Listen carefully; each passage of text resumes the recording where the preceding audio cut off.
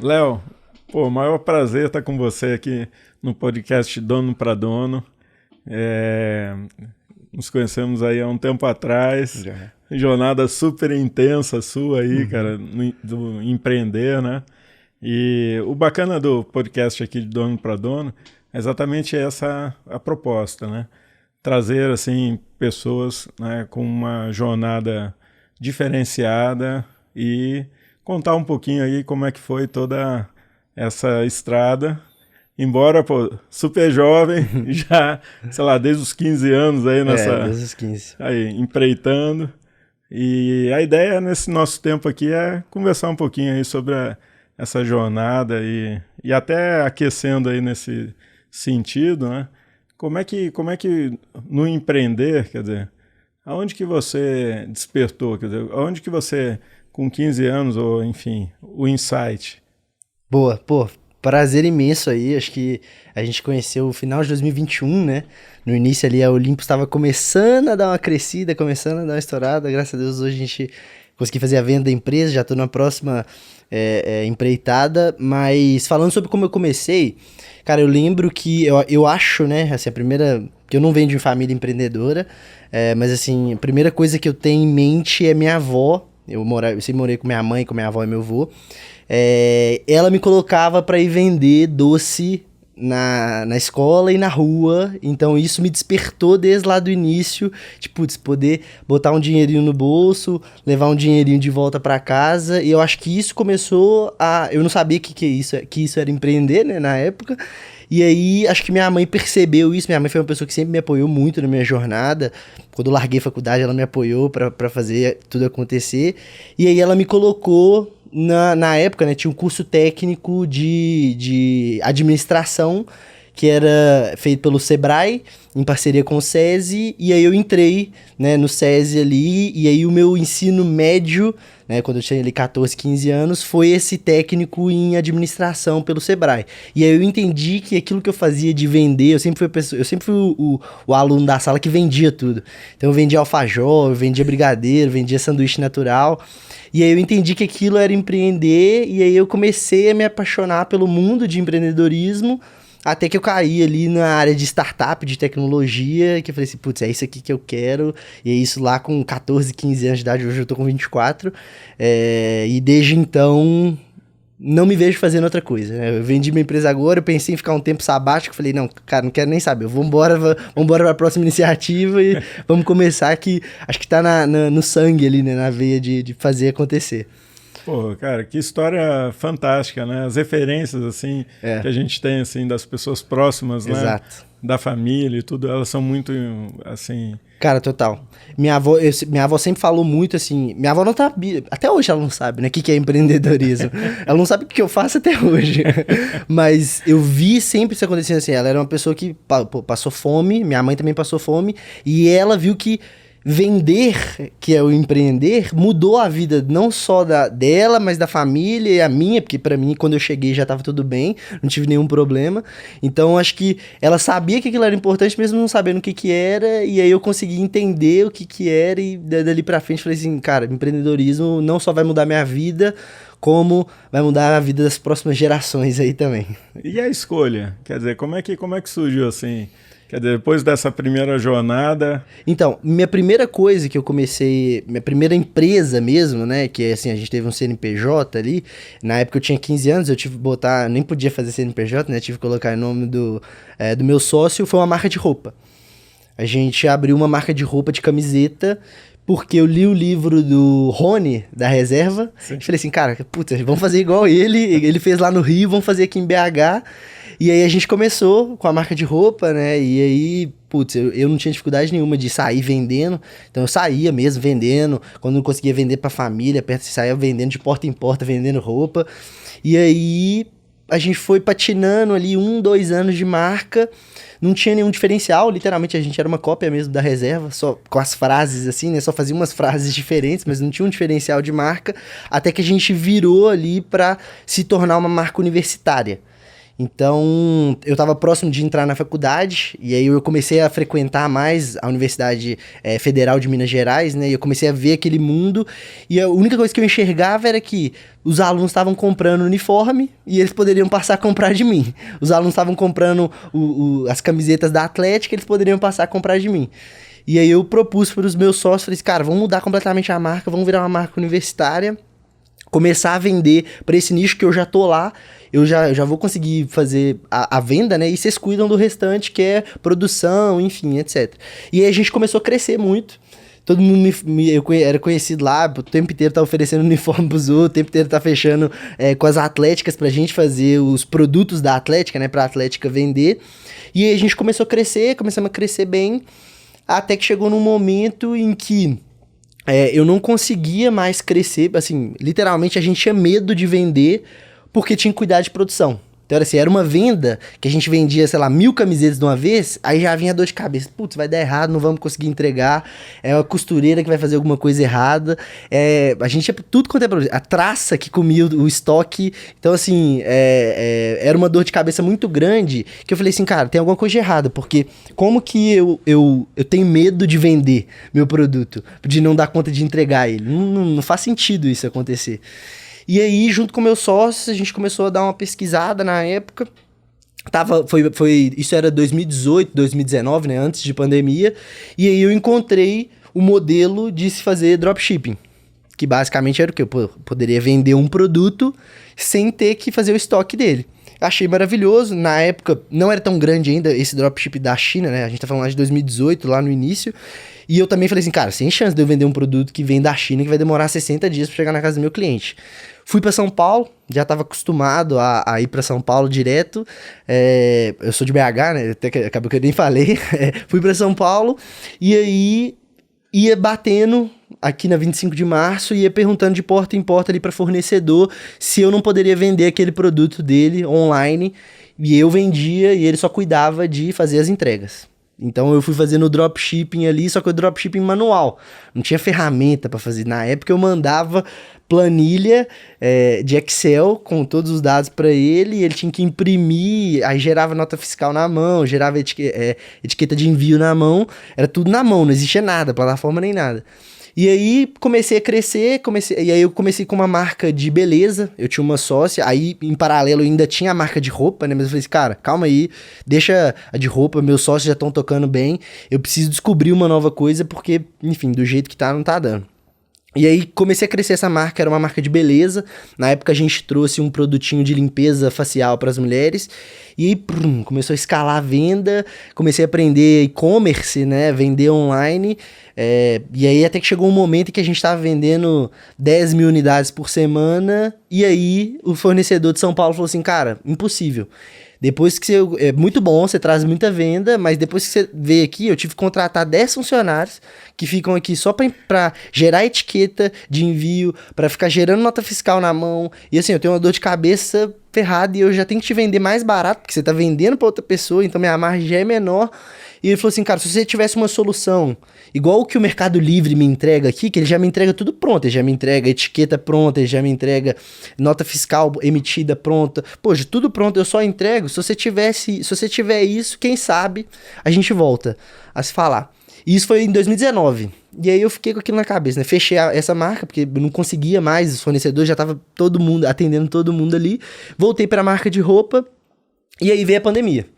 E eu com aquilo na cabeça, falei, puta, eu preciso criar uma plataforma parecida ali com a do Mercado Livre, que eu vou conseguir voltar a vender, mas não só eu vou vender, e eu vou jogar pra todo mundo que eu conheço, que também vende, né, sem estoque. E aí veio a pandemia, falei assim, putz, cara, momento perfeito. Por quê? Todo mundo que eu conheço, e eu já conhecia muita gente do mercado, compra da China. Como que eles vão fazer pra comprar da China no meio da pandemia? Então, nos 2 primeiros meses ali da pandemia, eu já falei assim, cara, agora é o momento de colocar essa empresa de pé. E aí eu dei tanto all-in que eu vendi minha parte na marca de roupa. Eu falei assim, cara, não quero mais tocar isso aqui. Assim, vendi não, eu doei minha parte, né? Que assim, durante muito tempo eu praticamente não recebi nada dessa empresa, não tinha retirada de lucro, tinha só salário ali, né? Que a gente reinvestia tudo, não tinha uma boa gestão. Então eu só falei assim, cara, toma essa trolha aí, toma essa dificuldade aí, que eu vou focar 100% nisso aqui, que eu acredito muito nisso aqui, e vamos fazer isso acontecer. Aproveitar o boom da pandemia. E dito e feito. Boom da pandemia, eu já conhecia, eu já sabia que todo mundo ia procurar uma solução. Na hora que a China fechasse, não conseguisse enviar, todo mundo ia procurar uma solução. E aí a gente começou fazendo um MVP ali. Eu não sou de tecnologia, eu não sei programar, zero. E aí trouxe um cara, aí eu tinha o meu sócio, né, com o Lucas, você chegou a conhecer, o Pedro também, grandes amigos até hoje, eles não estão mais na minha iniciativa, mas putz, a gente fundou o Olympus ali, tudo que aconteceu foi graças a eles também. E aí, quando a gente ia começar ali mesmo, eu trouxe o MVP, tudo certinho, puxei um programador, né, era um programador ali, na época ele era um programador da Hotmart, falei com ele assim, cara, você cuida aí de criar a plataforma, ele pediu pra gente 3 meses, enquanto isso a gente vai fazendo na mão. Eu sei que é possível porque eu já fiz. Eu fazia antes na mão, no Excel, então eu sei que é possível. Aí a gente tinha um Google Forms conectado com o Excel por trás ali dos panos, né? O nosso cliente não via isso, mas eu fazia tudo ali por trás, que era Google Forms e Excel do lado de cá, jogava e a gente ia fazendo tudo na mão. E eu falei assim, cara, depois que a gente validar, aí a gente, enquanto isso ele tá construindo lá a plataforma, aí a gente lança, enfim. E eu lembro que nessa época, pelo menos que você interagiu, eles assim, cara, ninguém conhece nada disso. Não sabe nem o que é esse modelo, esse dropshipping. Cara, eu lembro que foi muito disruptivo. Foi. Porque na prática não existia. Exato. Na prática. Vocês foram pioneiros, né? Sim, o nacional a gente foi uma das primeiras pessoas, uma das primeiras empresas a fazerem aqui no Brasil. Já tinha esse modelo puxando da China, né? Mas era aquilo, era uma experiência muito ruim para o cliente final. Sim. Então você tinha um LTV muito pequeno, ninguém queria comprar de novo. E aí a gente veio trazendo essa solução que, te falar a verdade, até hoje ninguém consegue oferecer tão bem essa solução, né? Acabou que a gente vendeu a empresa, então hoje a gente já não tá nem atuando mais no Brasil. Mas, putz, na época ali foi um boom muito grande. Eu lembro que na primeira live de lançamento que a gente fez, a gente já trouxe 2.000 usuários cadastrados. Caramba. Ali, que já estavam transacionando na plataforma, e enfim, aí dali pra frente começou um pouquinho minha jornada com o Olympus, e aí posso ir falando mais ao longo do tempo aí pra vocês. Eu acho que foi assim que foi minha jornada até chegar ali no Olympus. E os desafios assim, Léo, porque essa questão do desbravar, né, principalmente coisas disruptivas, né, e, ao mesmo tempo, uma solução que todo comércio busca, que é zero estoque. É sempre as traças que você está comentando lá. Eu lembro de um caso rápido aqui, de moda feminina. Cara, a empresa deu certo, escalou, quer dizer, trouxe um novo modelo, saiu de 18 facções para 73 em 6 meses, cara. Cara, lidar com essa complexidade. Cara, como é que foi essa questão de implementar um modelo e, ao mesmo tempo, a história de ganhar eficácia e, ao mesmo tempo, lidar com descrédito? Como é que foi essa jornada assim no início da Olympus? Cara, sendo bem sincero, não funcionou. A gente foi um caos absurdo, porque a gente tinha uma solução muito boa, a gente tinha os contatos com os fornecedores, a gente sabia fazer tudo na mão, mas como a gente começou a escalar, precisava de tecnologia. Sim. E a gente não tinha sócio de tecnologia. Eu trouxe um cara lá da Hotmart que ele trabalhava meio horário pra gente, né? Eu não entendia como é que funcionava, e era um caos, porque assim, ele passava uma data pra gente, aí depois adiava pra mais um mês. E aí na hora que a gente ia fazer o lançamento, a plataforma não tava pronta. E aí ficava aquilo da gente tentar fazer com que a plataforma ficasse pronta, e a gente fazendo tudo na mão ali por trás. Foi um desafio muito grande. E pra piorar, quando a gente lançou assim que a gente lançou a plataforma, né, que depois ele tinha falado 3 meses, mas durou uns 7 meses pra gente lançar. Uma semana depois que a gente bateu, na primeira hora de lançamento, a gente já tava com quase 2.000 usuários. Uma semana depois a gente já tava com 5.000 usuários.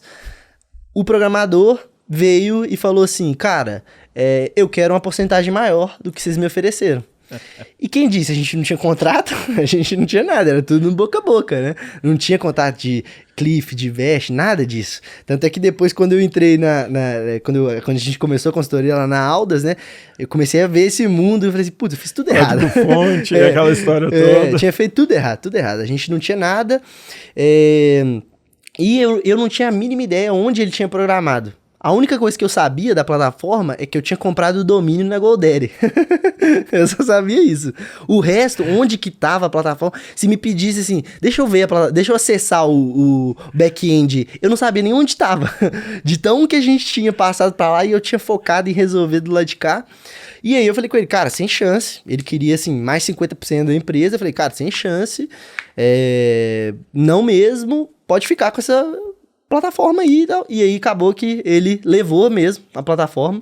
Ficamos sem plataforma, mas eu falei, cara, não dá pra gente ceder 50% da empresa. A gente já aguentou aqui 7 meses fazendo na mão, vamos continuar fazendo na mão. Tem reclamação? Tem, mas é a solução que existe no mercado, enquanto isso a gente vai se virando pra dar um Drive jeito. E Excel. Com o Google. Aí depois a gente evoluiu do Google Forms pro Typeform, que era mais bonito. Mas de resto era tudo feito na mão. E aí, quando aconteceu isso, dele... Basicamente ele deu um golpe na gente, né? Ele levou a plataforma, a gente já tava com 5 mil usuários, perdemos tudo isso, óbvio que a gente tinha os dados de todo mundo. A gente virou e falou assim, cara, quanto tempo vai demorar pra criar a plataforma de novo? Até a gente achar alguém, até a gente trazer uma outra pessoa. Esse cara prometeu pra gente 3 meses, demorou 7 meses, não sei. Então a gente precisa se reinventar de alguma forma até lá. E aí foi que a gente começou a criar lojas para as pessoas. Era o quê? Eu falei, cara, já estamos fazendo tudo na mão, vamos continuar fazendo tudo na mão. A gente recebia um público que era muito iniciante, que era um público que eles nem loja tinham.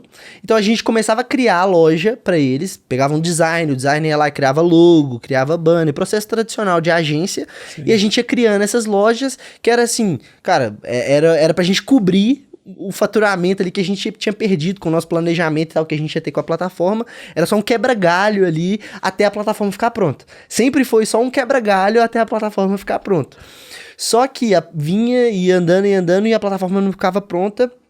E aí eu falei assim, cara, vamos ter que pivotar mesmo, vamos continuar sendo, a gente continuava entregando os produtos para as pessoas fazerem dropshipping, mas a gente não tinha plataforma, então tinha uma limitação ali, a gente só atendia 200 produtos na época, se a pessoa quisesse mais do que 200 produtos, não tinha como, porque a plataforma não estava pronta, então a gente tinha que ter um fornecedor só, então assim, funcionava, mas não funcionava tão bem, nossa solução, e aí a gente começou a criar as lojas para as pessoas, até que eu consegui um contato, e aí a gente criava as lojas para as pessoas na Shopify, até que eu consegui um contato direto com o Global Partner Manager deles, lá do Canadá, né, a Shopify do Canadá, e aí a gente fechou uma parceria com a Shopify, que era uma parceria que tinha 5 empresas no Brasil só, que tinham essa parceria.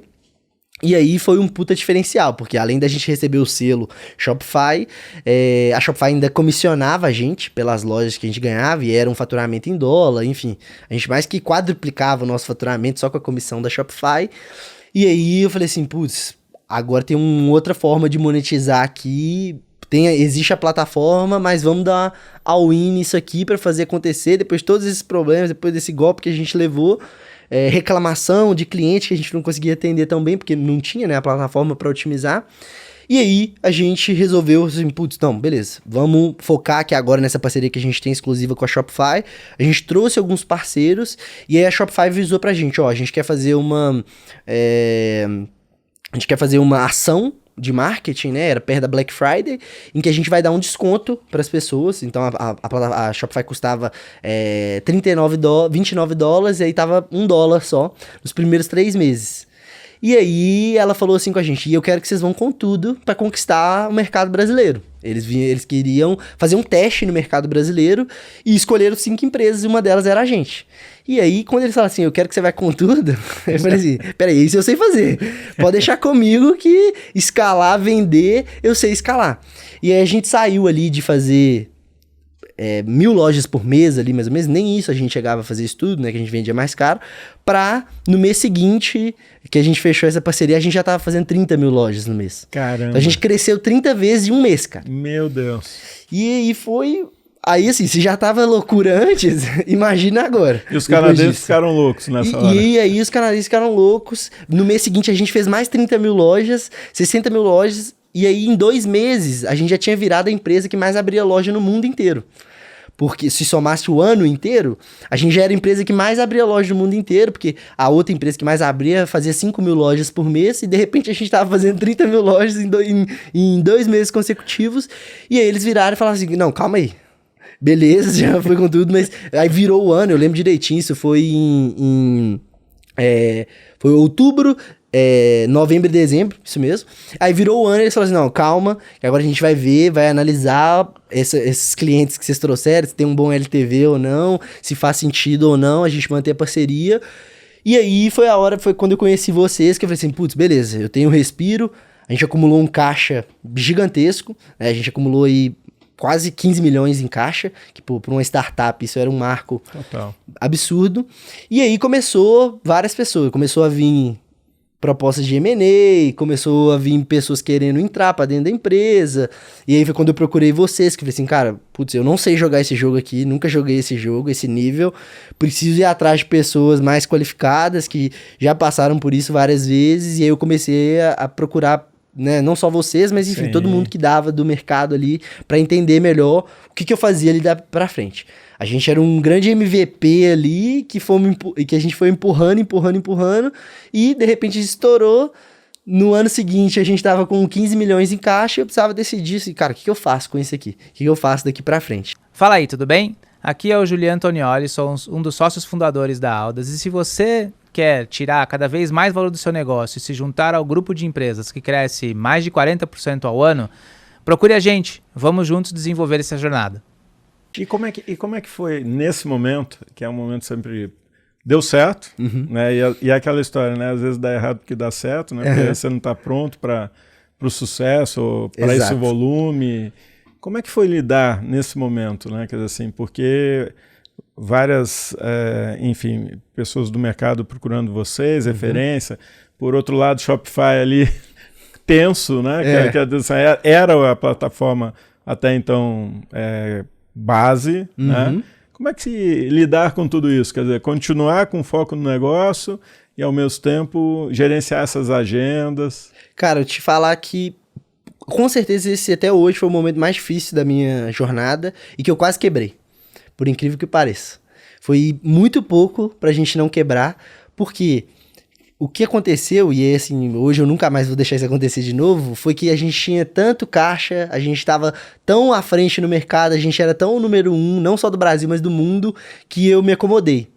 E quando eu me acomodei, dali começou a virar um dominó ali em sequência. Todo mundo, meus diretores acomodaram, meus funcionários começaram a acomodar, todo mundo começou a acomodar, e eu vou explicar mais, mas por incrível que pareça, em 7 meses, praticamente a gente quase quebrou. Por tomada de decisão errado, né? Na época que vocês estavam acompanhando, a gente tomou a decisão de comprar uma empresa, que não fazia sentido nenhum comprar essa empresa. Na época que vocês me falaram assim, cara, beleza, você quer comprar, compra, mas tipo assim, como assim? E era isso, porque a gente tinha dinheiro e eu tava com aquela cabeça startupeira, né, de blitzscaling, que é, putz, vamos torrar dinheiro para crescer o máximo possível, que funcionou muito bem há um tempo atrás, né, quando tinha muito capital aí no mercado para as pessoas investir, mas que hoje em dia já não faz sentido nenhum mais. Ou você dá lucro, né, até mudaram, né, você não é mais unicórnio, você é uma startup camelo, que você dá lucro e é sustentável desde o início, ou uma hora ou outra não vai ter mais alguém para colocar dinheiro ali, te sustentar e te parar de pé, né? Igual você viu aí o Twitter, a transformação que o Elon Musk fez lá é justamente por causa disso. Não faz sentido mais você ter uma empresa que, porra, ela não dá lucro. Vai começar. Qual que é o sentido disso? Né? Durante muito tempo se foram em busca ali de se crescer um valuation e tal, mas enfim, acho que a empresa serve ali para dar o lucro, né? Obviamente ela tem um propósito ali para a sociedade, mas principalmente para ela atender ali os acionistas, os stakeholders da empresa. E foi meio que isso, assim, quase quebrei, né? A primeira coisa errada que a gente fez foi comprar a gente comprou uma outra empresa, que era uma empresa de inteligência artificial. Mas o lado bom que eu falo, né, putz, valeu a pena comprar essa empresa de inteligência artificial, porque dela veio era um cara que ele dava consultoria para essa empresa que eu comprei. Veio meu sócio atual, né, o Guima, ele tava até aqui em São Paulo comigo na reunião agora. Que, putz, pelo menos no final das contas veio ele, entendeu? Que no final das contas, ele que me ajudou a reerguer, a gente sair. Mas enfim, resumindo um pouco para vocês, o que aconteceu? Compramos essa empresa, já foi aí mais um bocado do nosso caixa embora. A gente achava que tinha 15 milhões, mas, pô, tinha que pagar imposto, tinha várias coisas, tinha fornecedor, nosso financeiro não estava tão organizado, então a gente achava que tinha 15, mas não tinha 15 mesmo. E aí comecei a trazer diretoria. Então comecei a trazer diretor de RH, comecei a trazer diretor financeiro, comecei a trazer diretor de produto, diretor de tecnologia, diretor comercial, diretor de marketing. E aí uma empresa que antes tinha 30 funcionários, que era eficiente e que faturou muito, de repente virou uma empresa de 150 funcionários. A gente bateu na casa de 150 funcionários, folha salarial de 1,5 milhão, porque eu ainda estava com a folha super inchada. E a eficiência caindo. E a gente, por incrível que pareça, faturando menos do que a gente faturava antes com 30 pessoas. Mas só com o objetivo, eu assim, não, vamos crescer, a gente tem que crescer a qualquer custo. Bootstrapping, né? Nunca pegamos dinheiro pra ninguém, então não devo contas pra ninguém. A gente ganhou esse dinheiro, vamos gastar do jeito que a gente achar da melhor forma possível. E aí, de repente, eu fui fazer uma viagem, né? Que eu falei assim, putz, eu preciso tirar um tempo. Tinha 7 anos que eu não tirava férias, que eu não viajava, assim, de fato mesmo. Desde que eu comecei minha jornada empreendendo. E aí, fui viajar. 2 meses depois que eu voltei da empresa, tava um caos a empresa.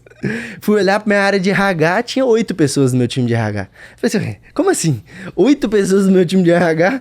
E aí fui olhar, de repente, 150 funcionários, e eu fui deixando de lado, fui delargando, né? Não fui delegando, fui delargando.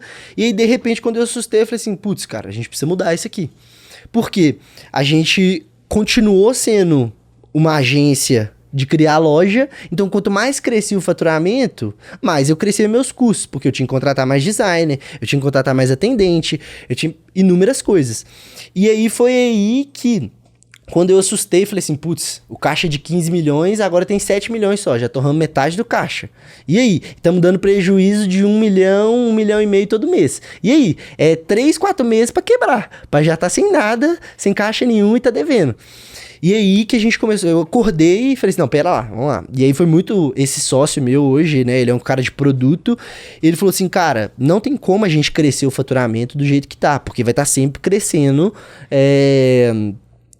o seu custo, né, porque você vai ter que estar contratando pessoas, e agora o mercado inteiro tá copiando a gente. Então, assim, literalmente, cara, todo mundo começou a copiar a gente. Porque, pô, a gente do nada virou a maior do mundo, todo mundo queria fazer a mesma coisa que a gente tava fazendo. E aí começou a ficar mais difícil vender o produto, começou a ficar mais concorrido. E aí, na época, tava bem o inicinho ali de inteligência artificial. A gente teve ele trouxe a proposta pra mim de, putz, cara, vamos usar a inteligência artificial pra criar loja pras pessoas. E aí a gente vai fazendo, aos poucos, essa migração. Tanto é que foi muito interessante como é que a gente começou. Basicamente, o que a gente começou a fazer? Putz, a gente entregava uma loja de R$2.000, que a gente vendia a loja ali a R$2.000 para as pessoas. Aí, depois que a gente vendia essa loja, tinha uma pessoa de infra para criar a loja, tinha um designer para fazer banner, tinha um designer para fazer logo e tinha um customer success ali para entregar a loja final para a pessoa. A gente começou a usar a inteligência artificial nesse primeiro cara aqui. O cara de infra, internamente. Putz, como é que a inteligência artificial alavanca o trabalho dele? Pra deixar ele mais rápido. E a gente deixar de entregar. E aí a gente começou a acumular. Era pra gente entregar em 20 dias, né? A loja era a nossa promessa. A gente tava entregando em 40. Porque tava vendendo tanto. E não conseguia entregar. A gente deixou de entregar em 40 pra reduzir pra entregar em 20. E aí, beleza. Agora como é que a gente usa inteligência artificial pra alavancar o trabalho desse designer aqui? Tá, beleza. E agora para alavancar o trabalho desse designer aqui? E aí, de repente, a gente tinha uma plataforma que era usada antes internamente só, para alavancar o nosso trabalho, que a gente saiu de demorar 30 dias para entregar uma loja para 1 hora de entrega, que era o próprio cliente. Aí, não mais internamente eu usava, o meu próprio cliente entrava ali, ele mesmo usava a própria plataforma, né, que a gente testou primeiro em casa, e aí ele mesmo saía 1 hora depois com a loja pronta. E aí a gente começou a otimizar cada um desses processos e de repente a gente estava entregando loja em 12 minutos. Uau. E aí de repente eu saí de 150 funcionários para 30 de novo, de volta, faturando mais e aí cada vez mais atendendo mais pessoas. E aí a gente começou a reerguer, a recuperar o fôlego, de quase quebrar ali, mesmo depois de ter acumulado isso tudo de caixa.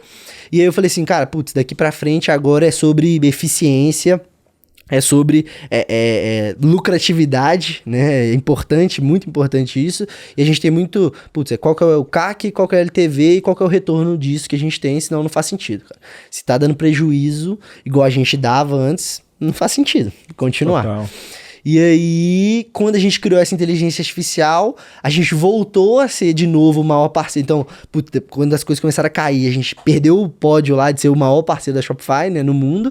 A gente, com a inteligência artificial, a gente pegou e voltou de novo a ser a empresa que mais criava lojas no mundo. E aí foi aí que a gente chamou atenção para esse grupo americano, que acabou que a gente vendeu a empresa para esse grupo americano. Como foi essa jornada da negociação?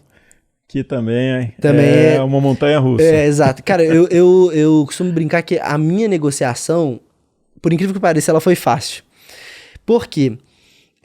Eu estava negociando com outras empresas aqui do mercado brasileiro e já estava, assim, mais de 1 ano negociando. E estava extremamente complicado. Era manda pra lá e a gente no meio dessa turbulência. Ah, não, desistimos de comprar porque vocês estão dando prejuízo. E aí ia, voltava. E um estresse danado, né, de conseguir resolver as coisas.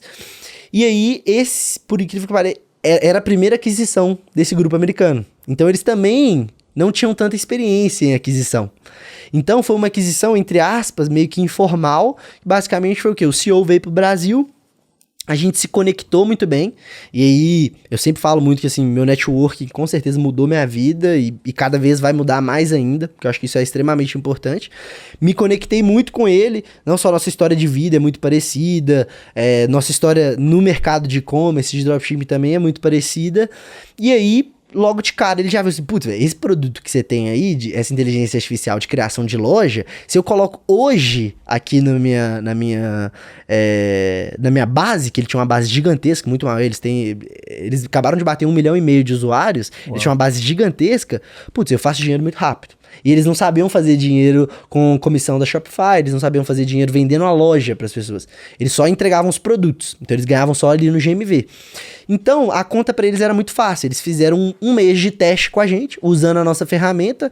Já viram mais ou menos ali que 1 mês eles faturavam quase 500, 600 mil dólares por mês. Eles fizeram uma conta. Putz, beleza, como é que eu faço para trazer isso aqui para dentro, deixar exclusivo aqui e garantir que seja nosso, essa tecnologia. E aí eu fiz a venda da empresa. Várias vezes tive que ir e voltar, né? Eles são do Texas, tive que ir e voltar. E aí, por incrível que pareça, no meio da venda, ele mesmo me conectou com outro expert de dropshipping, que hoje é o maior expert de dropshipping do mundo. E aí esse expert virou pra mim e falou assim, cara, quanto que você me cobra para você fazer essa solução que você tem aí, white label para mim? Então seria, ao invés de eu vender direto pro cliente final, eu venderia para ele e ele venderia pro cliente final. Eu falei assim, putz, sei lá, a mínima ideia, vamos bater um papo aqui, entender o que dá para fazer. E começamos assim, né, o nosso braço B2B. Começamos de boa. E eu tava no meio da venda do B2C ali. Virei pra eles e falei assim, cara, vocês têm interesse nesse braço B2B? Na época eu tava fazendo 5 mil dólares por mês. Aí eles falaram, não, nada a ver isso aí, pode continuar fazendo, não tem problema nenhum. Eu falei, beleza, só tira então do meu non-compete, que eu posso fazer, eu quero estar tudo claro aí, vocês não têm interesse, deixa eu tocar então, né? Ou vocês têm interesse, e a gente joga pra dentro do valuation, ou não. E aí eles falaram que não tinha interesse, eu falei assim, putz, deixa que eu toco aqui então. E aí foi crescendo. E enquanto isso eu fazendo a venda, fizemos a venda, e aí, o que foi a venda, né? A gente... vendeu a tecnologia, essa que a gente tinha nossa própria, não Sim. essa B2B, que era white label, que é o que a gente tem hoje. E a gente foi atuar, eu fui como CMO atuar nesse grupo, porque eles estavam sem CMO na época, e o meu sócio foi como CPO, porque eles não tinham área de produto, eles só tinham área de tecnologia. Então a gente, além de entregar o produto, a gente também foi como... pessoa, né? Eu fui dedicar meu tempo ali pra isso e o white label ia tocando em paralelo, enfim, eles deixaram, não tinha problema nenhum. Então assim, eu costumo falar que minha venda foi tranquila e natural, porque o nosso produto era muito bom pra eles. Claro. E eles já viram na prática aquilo acontecendo, e o cálculo deles é, cara, putz, é mais barato eu comprar essa empresa, coloco agora, ganho dinheiro agora, do que eu demorar 6 meses pra criar essa solução e perder a grana que eu poderia estar ganhando nesses 6 meses, que realmente foi o que aconteceu. Então o cálculo deles foi muito rápido de fazer, e eu falei assim, putz, cara, quero entrar nessa, pra ter essa experiência de vender uma empresa mesmo. Não fiquei com essa, tipo, mas não criei uma unicórnio de $1 bilhão. Putz, não, mas tá bom, daqui a uma hora eu vou criar. Essa fazia parte da minha jornada e foi muito bom, assim. Eu costumo falar, por mais que não deu certo meu M&A, foi muito bom, tudo. Eu tenho um contato muito próximo ainda com o CEO lá, a gente não saiu brigado, nem nada do tipo. Só que depois de 6 meses lá dentro, eu falei assim, cara, putz, não é o que eu quero. Tipo assim, a gente tava desconectado de visão, de futuro, não tava fazendo muito sentido, do dia a dia principalmente, de como trabalhar, e aí eu falei assim, cara, não é o que eu quero, não quero perder, eu ainda tinha um earnout ali de 2 a 3 anos mais ou menos, falei, cara, não quero perder meus próximos 2, 3 anos aqui dentro, prefiro focar já no braço B2B que eu já tinha, que já tava dando certo, do que continuar perdendo meu tempo aqui dentro. E aí eu falei com ele, bem abertamente, falou, cara, não tá fazendo sentido, não tô vendo muito visão, eles já estão com o objetivo de vender a empresa também, então eles também não estavam com um planejamento muito de futuro, e eu falei assim, putz, beleza, tá bom, não quero ganhar o restante do earnout, cada um segue seu lado, e de boa, apertamos as mãos, continuamos parceiro, continuamos amigo, então acho que assim, o meu foi muito... Por mais que de tudo que aconteceu, acho que foi muito tranquilo e rápido, porque, cara, aconteceu em 3 meses só. Sim. Desde que a gente começou a conversar até a venda, foi tudo em 3 meses, porque eles tinham a necessidade de pegar nossa solução e colocar rápido dentro do ecossistema deles, porque eles já tinham validado que dava muito dinheiro, e aí eles falaram assim, putz, vamos fazer isso rápido, então acho que por isso que foi feito... A nossa due diligence durou 3 semanas, muito mais rápido do que normalmente acontece no mercado, né? Pô, due diligence dura pelo menos 3, 4 meses para acontecer.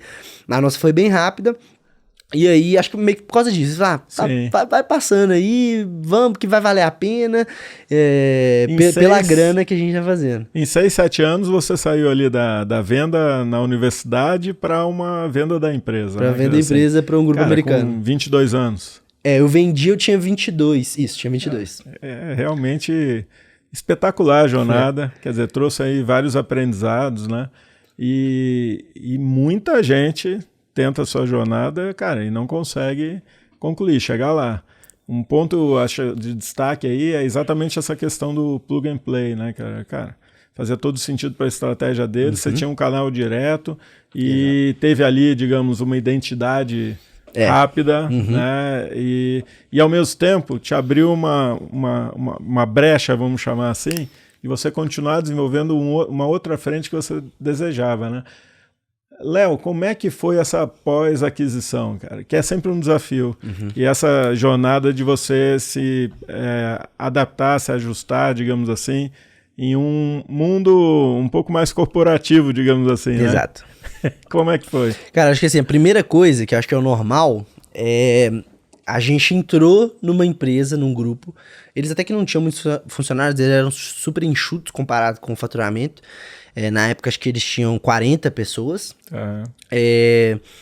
E aí, quando a gente entra num novo ambiente, as pessoas que já estão lá olham com o olho assim, putz, quem que é essa pessoa aqui? Que acabou de receber uma bolada que poderia estar vindo pro meu bolso, que daqui a pouco pode ser que ela tome meu lugar. Então a gente não foi tão bem recebido pro restante da diretoria, enfim, das outras pessoas, que a decisão foi meio que, como lá era uma empresa que o CEO, né, ele tinha 80% da empresa, cara, ele tomava as decisões, ele era dono da empresa, então aconteceu muito de que, e é normal também, putz, tá chegando uma pessoa ameaçando seu território aqui, claro que você vai ser hostil ali, né, e aí a gente, eu tive um conflito muito grande no início ali com, ele tem esse CEO e eles tinham um presidente, no início não deu muito certo ali com ele, a gente não batia muito bem também, com o cara que tocava o marketing antes deles, não era CMO, mas era o cara que tocava o marketing, e aí começou a ficar um dia a dia meio complicado. assim, era atrito todo dia, era um micromanagement, um microgerenciamento ali, né, em cima, para ver o que a gente estava fazendo, queria saber todos os passos, e eu falei assim, cara, putz, não é assim que eu trabalho. Ou você vai confiar em mim, me dar liberdade e eu vou te entregar resultado, beleza, se eu não estiver te entregando resultado, aí você pode vir me cobrar. Agora, o que eu tô fazendo no meu dia, aí já é demais. Eu não consigo trabalhar assim, com alguém me vigiando 24 horas por dia. Se eu não te entrego resultado, tudo bem. Agora, eu te entregando resultado, e a gente começou a entregar resultado. Principalmente que o nosso objetivo era implementar o nosso produto lá. Então a gente começou a entregar resultado muito rápido, porque era uma nova fonte de faturamento deles, era uma fonte que a gente já dominava há mais de ano, já fazendo isso. Então, começou a gerar esses certos tipos de desavenças ali, e aí começou a ficar um ambiente ruim de trabalho, pra trabalhar mesmo. O meu CPO, né, que é meu sócio hoje, principalmente, porque ele era um cara muito drivado ali em números, então, putz, vou dar um exemplo aqui de umas coisas que acontecia. Do nada aparecia na reunião de board, vamos colocar verificação de 2 fatores de SMS no produto, porque eu vi meu concorrente fazendo isso, meu concorrente tá faturando 10 vezes mais que a gente. Vamos fazer isso então. Aí a gente tinha que ir lá e fazer isso acontecer. Só que, cara, isso só diminuía a taxa de conversão ali, de sign-up, e ainda pra piorar, a gente aplicou isso, a gente ainda foi hackeado por um grupo israelita, alguma coisa assim, que a gente tomou mais de $40 mil de prejuízo, e aí, tipo, cara, aí era assim, você mandou a gente fazer isso, agora que deu ruim, a culpa é nossa. A gente não queria fazer isso desde o início. Eu te falei desde o início, eu quero que você me fala onde que eu tenho que chegar, qual que é o resultado que eu tenho que te entregar, e deixa que eu me viro aqui pra fazer as coisas acontecer. E não era isso que acontecia. Diversas vezes no meio das reuniões que eu tava fazendo com o meu time de marketing, entrava o presidente pra dar palpite na reunião, sendo que ele não sabia nem o que era Facebook Ads. Então assim, cara, o que você tá dando palpite aqui na minha área? Você pode me cobrar na nossa reunião de diretoria, que eu não tô entregando número, que esse número tá legal, você entrar no meio do meu reunião com o meu time, tirar minha autoridade por uma coisa que você não tem a mínima ideia do que você tá falando, não faz sentido nenhum. E aí essas coisas começaram a me incomodar, começou a me incomodar muito meu sócio. E aí, no final, a gente fez uma troca mesmo de investimento mesmo. Putz, cara, a gente tá investindo nosso tempo aqui. Daqui 2, 3 anos, a gente pode ganhar X. Tá bom, mas e se a gente pegar esse mesmo tempo que a gente tá investindo aqui e investir aqui, que é o projeto que a gente tem hoje, quanto você acha que dá pra gente ganhar em 2, 3 anos? Muito mais? Então, foda-se. Então, manda eles ir. Não vou falar palavrão aqui não, mas então, tchau pra eles e vamos pro lado de cá pra gente tocar o nosso. Mas que no final todo mundo entendeu. Acho que assim, é business, né? E aí depois eu fui descobrir que é normal os M&As não darem certo depois. Eu achei que, putz, cara, fiz tudo errado, eu não mandei bem no meu M&A. Mas aí, como eu sou do G4 Club, né? Lá várias pessoas já fizeram M&A, e eles falam assim, ih, cara, relaxa, normal. Ou você daqui a pouco você vai estar tomando um antidepressivo, vai estar fazendo um psicólogo aí, um terapeuta, mas é normal isso no M&A. Todo mundo passa por isso. Aí você decide se vale a pena você esperar ou não e seguir pra próxima. Mas não me preocupa não que isso é normal de acontecer. Falei, putz, melhor então. O que acontece, Léo, vários casos, como você citou. Na realidade, o que acontece? Quando você está na jornada ali, deu certo, né, e começa a virar alvo, digamos assim, no mercado, e o assédio, né, é total, cara, você tem que começar a cuidar dessa agenda, né? E, obviamente, continuar no core business, né, para que as coisas continuem se desenvolvendo. E muitas das vezes, né, naquela dinâmica ali de negociação e tudo, e o funil, vamos chamar assim, do que faz mais sentido ir para um fechamento, quer dizer, por vezes, né, quer dizer assim, as coisas não são tão aprofundadas, digamos assim, como vai ser o day after, vamos chamar, vai. E, cara, já conheço vários casos. Tem um caso aqui rápido aqui de um empresário que, referência no Brasil, se associou com italianos, e aí, 4 anos depois. Então, isso realmente acontece muito. Mas a jornada de chegar lá é uma jornada que poucos conseguem. Acho que isso é um baita de um sucesso. E, de novo, né, com 22 anos e de novo, com os canadenses, Shopify, tudo enaltecendo. Eu lembro que na época você até comentou, gente, só tem 4 ou 5 no mundo fazendo o que a gente está fazendo aqui, super reconhecidos. Aí depois vem uma outra fase, que é a fase de lidar com essa dinâmica da pós-fusão, pós-aquisição, que é outro tudo. Não tem como prever. Né? Assim como poderia evoluir, mas também tem aquela questão que você começa a fazer parte de uma mesa e em algum grau começa a desconstruir coisas e modelos, estratégias que o fundador e o sócio vê de uma forma assim muito latente. E aí é que começa o desgaste e às vezes começa a ter uma agenda mais burocrática do que efetiva, né? Quer dizer assim, e meio que fica refém de uma história dessa. Então, pô, enxergar isso e também dizer assim, cara, vamos fazer o seguinte, vamos começar um outro ciclo?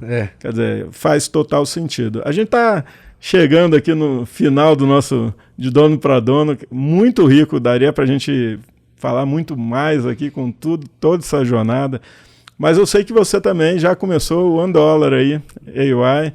E aí, como é que tem sido essa jornada, esse novo ciclo com o Guima, né, que você citou um pouco aí? Cara, tem sido muito bom, porque eu acho que a gente lá atrás, a gente conseguiu entender rápido foi antes de estourar aí o ChatGPT, né? Então a gente surfou ali antes de estourar com inteligência artificial para e-commerce. E aí depois a nossa sacada basicamente foi, como que a gente começa a atender grandes experts? Então hoje, o que é o $1 AI? A gente basicamente clona um expert. O expert é um influencer grande, tem milhares de seguidores, milhões de seguidores aí. A gente clona ele e cria o próprio assistente virtual dele, que passa a atender a demanda para as pessoas. Então hoje, né, esse expert, hoje o nosso primeiro cliente, né, ele é o maior expert de dropshipping do mundo, ele é um americano, ele que abre aí 3, 4, 5 mil lojas por dia. Caramba. Basicamente o que a gente fez foi, a gente clonou ele com todos os conteúdos do curso dele, mais tudo que existe ali na base da Shopify, e a gente criou um assistente, que é o Adrian, que é mais do que o ChatGPT, porque ele é um assistente que executa tarefas.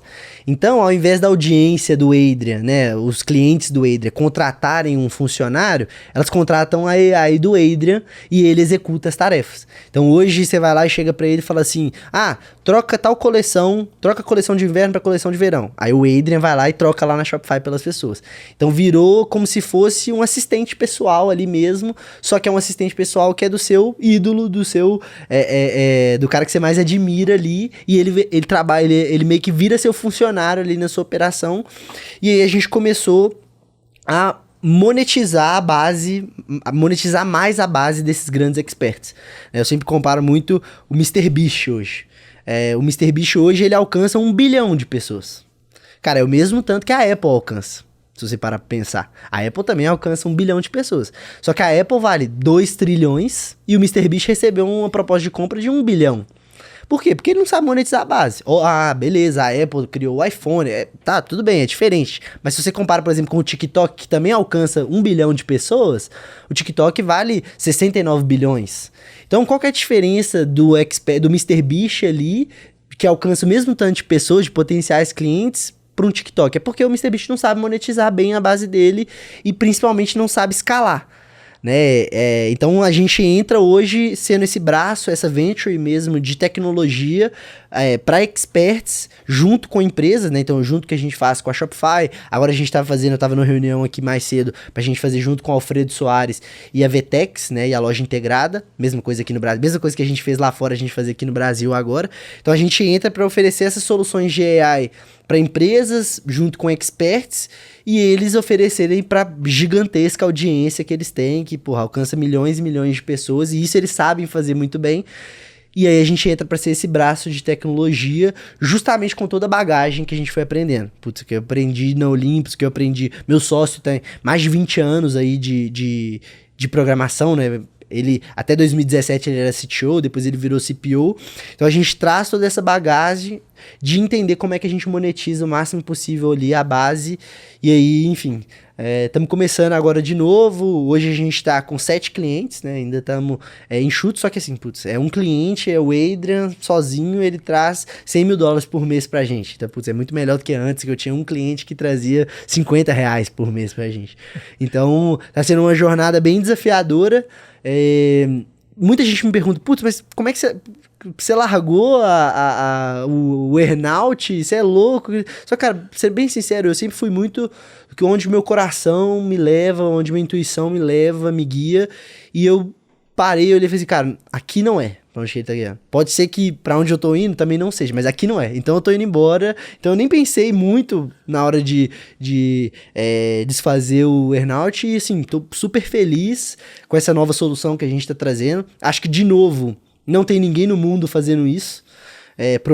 Tem muita gente propondo soluções reais, mas voltando ali para ser o braço pros experts, eu acho que tem poucas pessoas no mundo fazendo isso e quero mais uma vez ser pioneiro aí, ser maior do mundo de novo em mais um mercado e provar que, putz, a gente soube fazer ele uma vez, vamos fazer de novo então. Ô, Léo, cara, é assim, fantástico, porque é uma jornada, de novo, né? Quer dizer, o início. Quer dizer, pô, você tem aí, cara, um horizonte fantástico pela frente. Esse podcast daria para a gente trilhar muito mais. E aí eu queria te perguntar, nossa audiência aqui são de sócios, empresários, empreendedores, pessoas que estão pensando em empreender.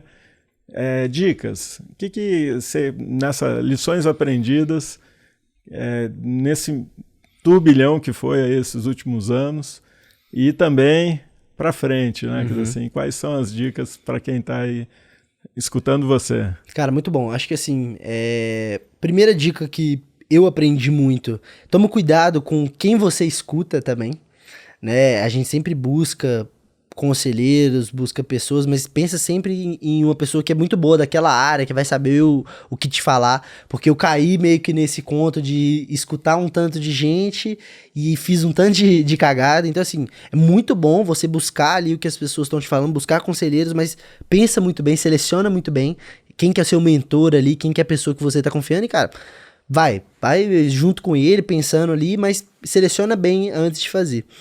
E falando agora muito pra essa turma startupeira, né, eu sou também, cara, essa história de empresa não dar lucro não faz sentido, cara. Isso não faz sentido de forma alguma. Se hoje sua empresa tá vivendo a base de investimento e não dá lucro, repensa e faz ela dar lucro desde o zero. Porque isso não faz sentido nenhum. Acho que às vezes a gente acha que, putz, a empresa ela serve o propósito dos sócios ali, das pessoas, dos stakeholders que tomam a decisão, e não o contrário. Então, pensa bem nisso, e acho que o terceiro ponto, que foi muito do que eu aproveitei, minha jornada sempre foi muito construída em cima disso, é networking. Assim, esteja aberto a encontrar novas pessoas e esteja preparado para essas oportunidades que essas pessoas vão te trazer. Porque isso mudou completamente o meu jogo. Eu falo isso porque, por exemplo, aí eu posso citar 1 milhão de exemplos, mas a venda da minha empresa foi porque eu fui num jantar e lá tava um cara que conhecia o CEO dessa empresa e aí fez ele voar pro Brasil. Então, assim, cara, é um momento ali da sua vida que pode mudar tudo e aí é o que eu faço, né? Drive esse network. Putz, eu quero chegar naquela pessoa ali. Então começa a fazer um network mais assertivo. Aquela pessoa ia mudar meu jogo, junto com aquela outra ali, Faz um network mais assertivo, mais direcionado, que aí você começa a aproveitar mais isso. Então acho que essas 3 dicas principais aí pro pessoal. Bom demais, Léo. Olha, novamente a gente já está aqui com o nosso tempo aqui. Passou muito rápido, E uma última. Como é que você se inspira? Fontes, o que você faz, assim, práticas, de novo, dica aí para os empreendedores. Boa. Cara, eu me inspiro muito em masterminds, né? Então, assim, eu tô muito conectado com outros empreendedores que estão no meio do game ali, que estão no meio do jogo. Eles porque provavelmente eles já viveram alguma jornada ali que eu ainda não vivi e vice-versa. Então, assim, eu tento me inspirar muito nas pessoas que estão ao meu redor e eu tento sempre filtrar isso pra cima. Mas, se você ainda não tem... Porque é caro, né, você entrar nesses masterminds. Se você não tem, acho que a segunda parte são livros, né? Os livros, eles são ali o aprendizado do que essas pessoas passaram hoje em dia. conteúdos, né? Podcast acelerou um pouco o processo dos livros ali, né? Que eles ficam mais rápido no mercado, mas eu acabo me inspirando muito em outros empreendedores que já trilharam aquilo ali. E assim, sempre o mais importante, acho que quem me construiu lá na base, né? Minha mãe, minha avó, minha família, isso é uma coisa muito valiosa pra mim. Tô construindo a minha família agora, né? Eu acabei de mudar pra Miami e me inspiro muito nessa base aí também.